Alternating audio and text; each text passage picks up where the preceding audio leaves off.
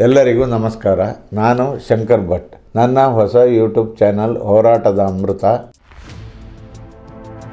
ಕರ್ನಾಟಕ ಕಾಂಗ್ರೆಸ್ ಸರ್ಕಾರದಲ್ಲಿ ಅಧಿಕಾರ ಹಂಚಿಕೆ, ಕೆಪಿಸಿಸಿ ನಾಯಕತ್ವ ಬದಲಾವಣೆ ಸಂಬಂಧ ಆಗಾಗ ಹೇಳಿಕೆಗಳು, ಪ್ರತಿ ಹೇಳಿಕೆಗಳು ಮುನ್ನೆಲೆಗೆ ಬರ್ತಾನೆ ಇವೆ.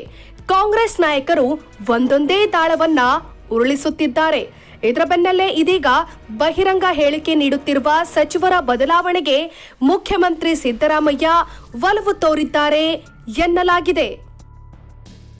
ಮುಂಬರುವ ಬಜೆಟ್ ಅಧಿವೇಶನಕ್ಕೂ ಮುನ್ನ ಸಚಿವ ಸಂಪುಟ ಪುನರ್ರಚನೆ ಹಾಗೂ ವಾಲ್ಮೀಕಿ ಅಭಿವೃದ್ಧಿ ನಿಗಮ ಹಗರಣದಲ್ಲಿ ಸಚಿವ ಸ್ಥಾನ ಕಳೆದುಕೊಂಡಿರುವ ನಾಗೇಂದ್ರರನ್ನ ಸಂಪುಟಕ್ಕೆ ಪುನರ್ ಸೇರ್ಪಡೆಗೊಳಿಸುವ ಬಗ್ಗೆ ಸಿಎಂ ಸಿದ್ದರಾಮಯ್ಯ ಒಲವು ಹೊಂದಿದ್ದಾರೆ ಅಂತ ಉನ್ನತ ಮೂಲಗಳು ತಿಳಿಸಿವೆ.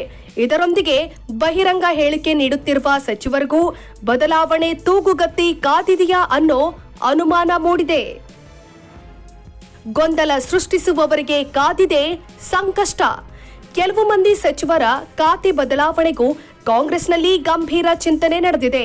ಅನಗತ್ಯ ಹೇಳಿಕೆ ಕೊಟ್ಟು ಗೊಂದಲ ಸೃಷ್ಟಿಸುತ್ತಿರುವ ಸಚಿವರನ್ನ ಸಂಪುಟದಿಂದ ಕೈಬಿಡಲು ಹೈಕಮಾಂಡ್ಗೆ ಒತ್ತಡ ಹೇರಲು ರಾಜ್ಯದ ಉನ್ನತ ನಾಯಕರು ಮುಂದಾಗಿದ್ದಾರೆ ಎನ್ನಲಾಗಿದೆ.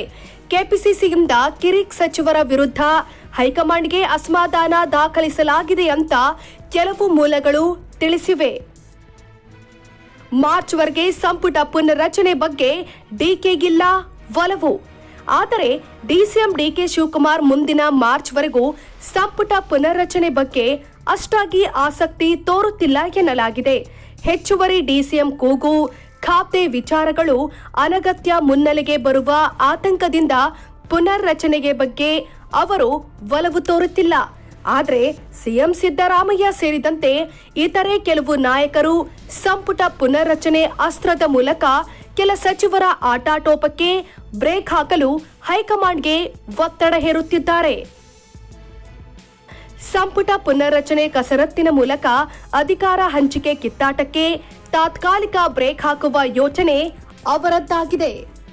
ಸಂಪುಟ ಪುನರ್ರಚನೆ ವೇಳೆ ಸಿಎಂ ಸಿದ್ದರಾಮಯ್ಯ ಅವರ ಇಬ್ಬರು ಅಥವಾ ಮೂವರು ಅತ್ಯಾಪ್ತರಿಗೂ ಕೋಕ್ ನೀಡುವ ಸಾಧ್ಯತೆ ಇದೆ. ಈ ಮೂಲಕ ಸಿಎಂ ಡಿಸಿಎಂ ಸ್ಥಾನ ಅಲುಗಾಡದಂತೆ ಹೈಕಮಾಂಡ್ ತಂತ್ರ ಹೆಣಿತಾ ಇದೆ. ಈಗಾಗಲೇ ಸಚಿವರ ಕಾರ್ಯವೈಖರಿ ಬಗ್ಗೆ ಹೈಕಮಾಂಡ್ ರಿಪೋರ್ಟ್ ಪಡೆದಿದೆ.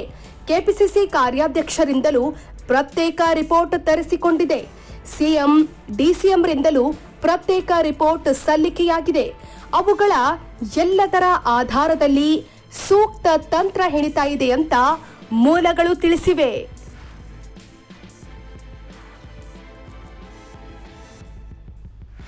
ಶೇರ್ ಮಾಡಿ, ಸಬ್ಸ್ಕ್ರೈಬರ್ ಆಗಿ, ಬೆಲ್ ಐಕನ್ ಅನ್ನು ಒತ್ತಲು ಮರೆಯದಿರಿ.